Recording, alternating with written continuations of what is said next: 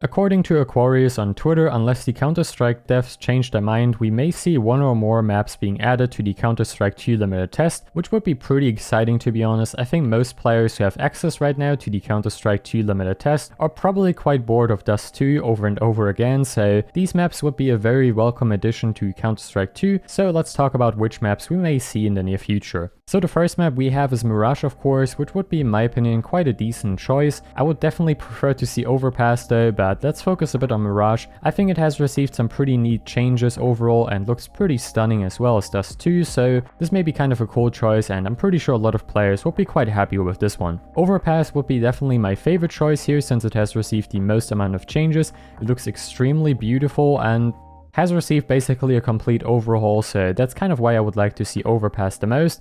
Doesn't really matter since I personally don't have beta access, so would be just a personal preference here.